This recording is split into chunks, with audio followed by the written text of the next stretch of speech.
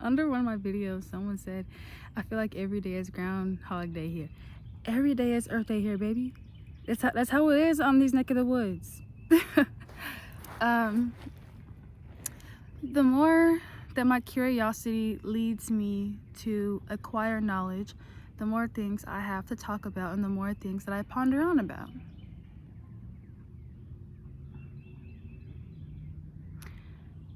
Dear Diary, what exactly is sex? And why, even though we're born with this instinct, we still somehow accompany it with confusion and shame, and we exercise it as if it's a chore or a sport. I got this book called The Heart of Tantric Sex by Diana Richardson. And originally when I got this book, my mom had seen it on she seen it on her Amazon thing. She was like, "What is this?" And she asked me at like 9 in the morning. I was at work and I was like, "Girl, it's too early to explain this. I don't even know what tantric sex is myself." That's why I got the book. I've been having an intense interest in anything sex and love and intimacy related, because why not? I feel like this curiosity begins when we're children and we're just fondling ourselves out of, again, curiosity and just not knowing what body parts are. Because you know how when we're toddlers and we start going through the phases of consciousness and we start, we become aware of our fingers for the first time and our toes, and we start chewing on them, or we start, gaining an awareness of our surroundings, and we start learning to crawl, and we start learning and wanting to walk, or we start having this curiosity and communicating. We see the people around us make sounds that come out their mouths, and then we start to mimic that. And sex is something that's never taught to us, and when it is taught, it's taught vaguely, and it's something that everyone does not understand. It's something that we're genuinely all confused about. I've only read 3 chapters of this book and I already have so much to say. Lately, again, I've been having this increased in sexual energy. And I don't want to say hormones or whatever, because then I'll be limiting it to me just simply, being horny. But I feel like after reading some pages of this book that I've been misinterpreting what this sexual energy means for me.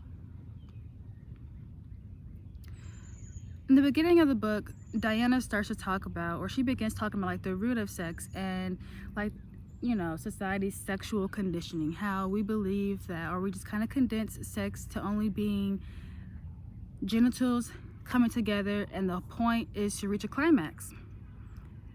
Sex isn't about just orgasming and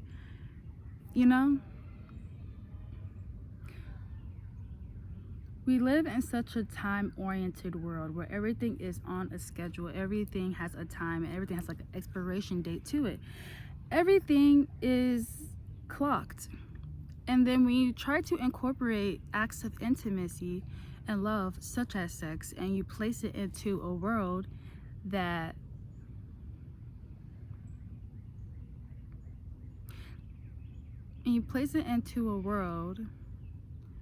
moves at an incredibly fast pace due to capitalism and all these other things, then it starts to get a bit misconstrued and it starts to be misused, I hope what I'm saying makes sense.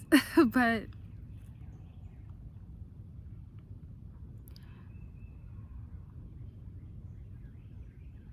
why do we have sex like that?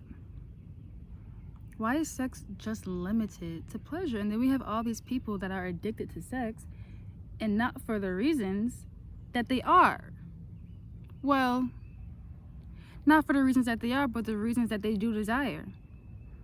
Like, for example, like nymphomaniacs are people that have endured some type of like trauma, and their response is through physical intimacy without much substance, such as abusing sex and stuff like that. They're not really doing it to like experience like this temporary pleasure that lasts about like a couple seconds, even though the act probably took like a few minutes to get there. You're doing all that just to achieve something that will only last you but a few seconds and not be memorable much after that. That's even if you achieve. You're committing yourself to an act that lasts a couple of minutes, where one person is probably going to be able to really like reach that goal, and the other person is going to be left wondering, why did they even participate in the first place?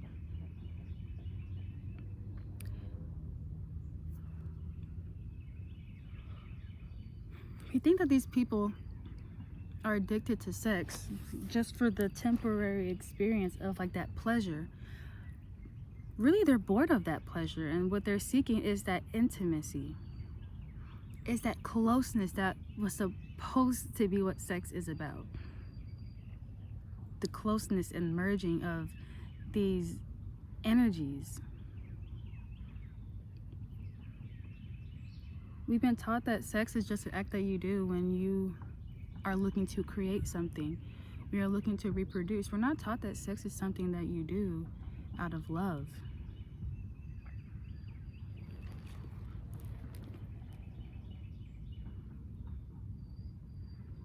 A lot of people don't really incorporate foreplay. A lot of people watch videos. A lot of people watch videos of actors and actresses, and they take what they see and try to mimic those things in real life. Sex has been condensed to nothing short of a performance, and we're all actors in it. Who are we having sex for if we're not really having it for ourselves? Who are we having sex for if we make it based off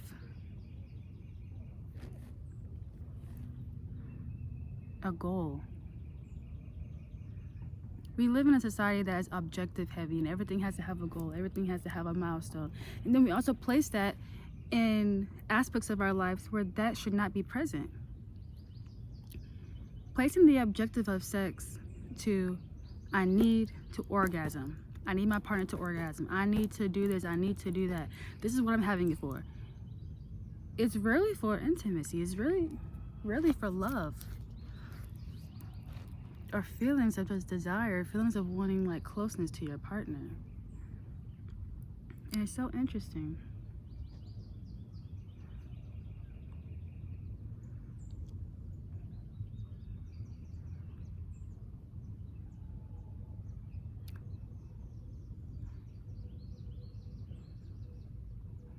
I also read in the book that a lot of people aren't present during the act of sex because, again, they're focused on the objective, the whole motive for this entire thing. And it's to feel that good feeling for 10 seconds. And we don't even really sit in that pleasure, because then we immediately get up and, okay, go home.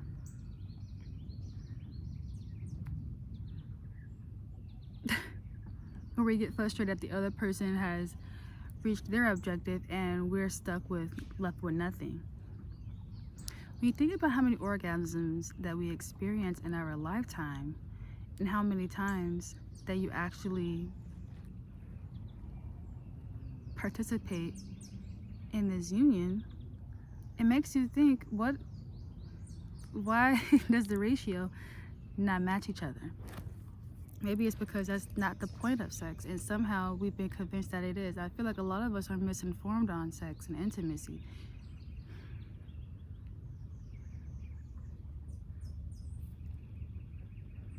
I think everything in this life is erotic. Everything in this life is sexual. And I don't mean that in like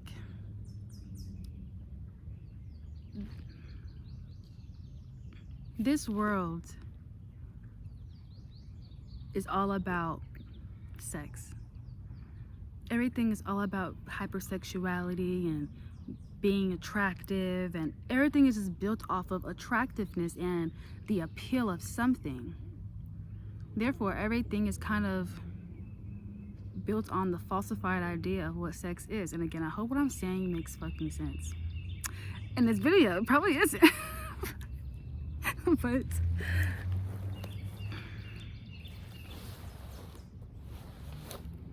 anyway,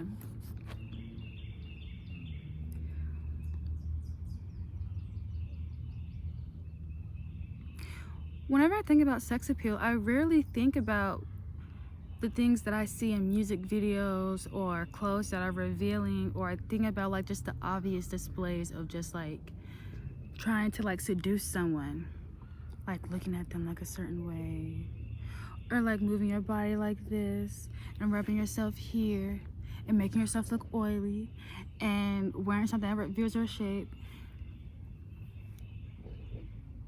And a lot of people don't really have sexual appeal. I don't remember a time where I've genuinely been seduced.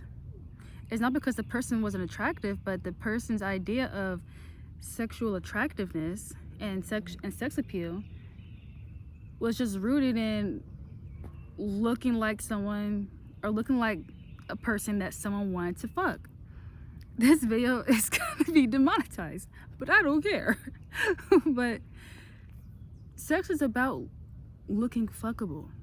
Sex is about looking like something that someone would want. And that's so boring to me. And I feel like this is why my relationship with sex has always been so conflicting, because it's like,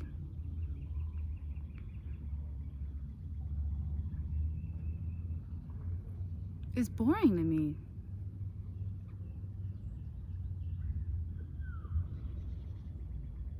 I don't want no one in the comments being fucking nasty either, saying like, oh, I can help you with that. Please shut the fuck up. Do not say that to me.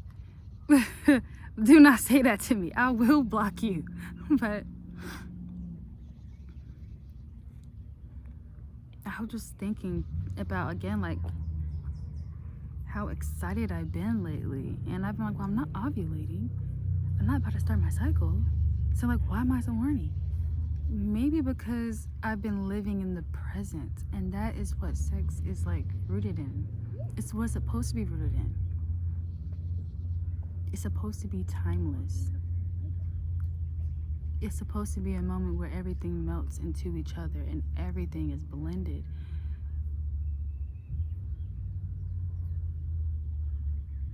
Sex is supposed to be an act of exchanging energy and exceeding the physical and exceeding like the physical requirement of what pleasure is. We don't know what pleasure is beyond our senses. We categorize pleasure based off what we see, based off what it is that we taste, based off what it is that we feel, based off what we touch, based off what we hear. But what else does pleasure mean for humans outside of that? Has anyone thought about that? I want pleasure that doesn't involve me being touched by something. I want desirability that doesn't equate to how sexually appealing I look or how fuckable I look.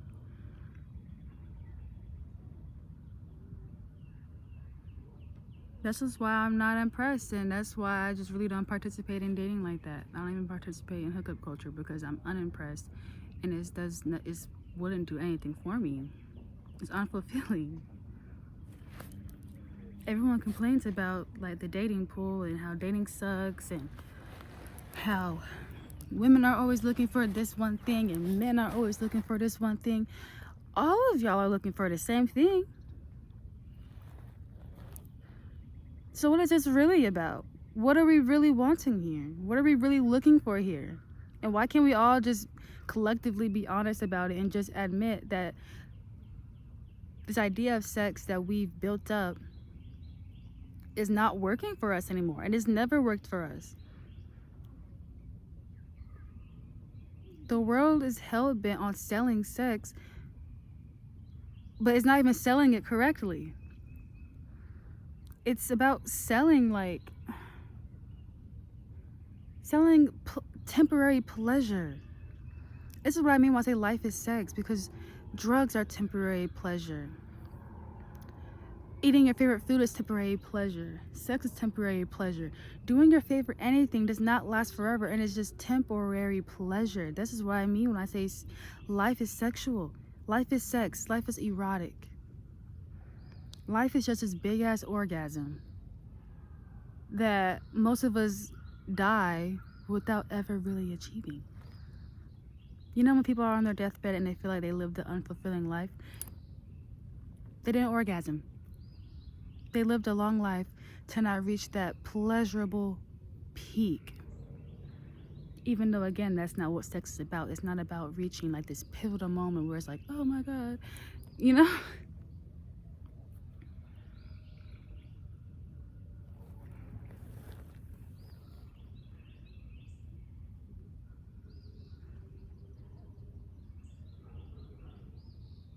Everything just feels good to me lately. Because again, I've been living in the present. My relationship with sex itself has improved. I don't really hold much shame or guilt towards pleasure. And I'm learning to take the pressure off of me that sex is about achieving something. And going back to my point that I didn't finish when I said that Hollywood tries to sell sex and they're not even doing it right. Sex can't be sold. Sex can't be bought. We treat sex like it's a drug deal. You give me this, I give you that. Exchange me this for that. We treat sex like it's a business deal. Organizing time for it in our schedules. Making sure that we're at we meet at this spot. We dress this way. Behave this way. Everything is like on an accordance. What the fuck is that about? Sex is not a fucking business. It's not a business relationship. It's not a plan. It's not like a I really hope YouTube does not take this video down, because I feel like this is most likely one of my favorite videos, because I'm reading about something that is so intriguing to me. And I'm going to be doing that a lot lately. I'm going to be doing that a lot in the future, where I'm going to be reading things and coming back with what I've interpreted and what I've acquired and what I'm learning.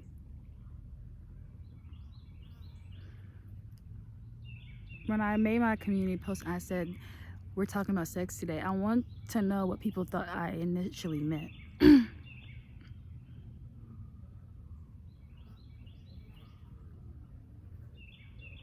We spend more time theorizing about ways to receive pleasure than to be receptive to what it really is.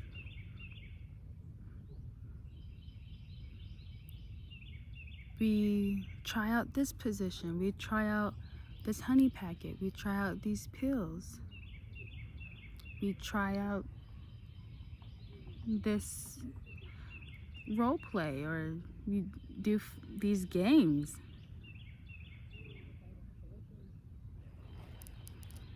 We do a lot of these things to try to compensate for what exactly it is that we are not getting from sex. Sex is not about reaching the peak. It's acknowledging that it's peaked obviously not about acknowledging that it's peaked the entire time, but it's about taking peak out the equation.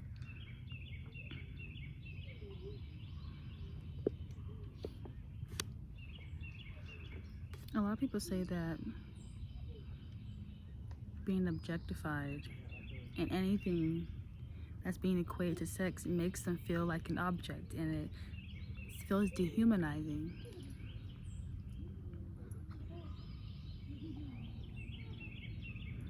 Maybe it wouldn't feel dehumanizing if we didn't reduce sex to something that's nothing short but using a body to feel good. That concludes this video. There's probably more I wanted to say, but I don't want to get cut off because I'm running out of storage. And I also did come to the park to read my book, so. Hi.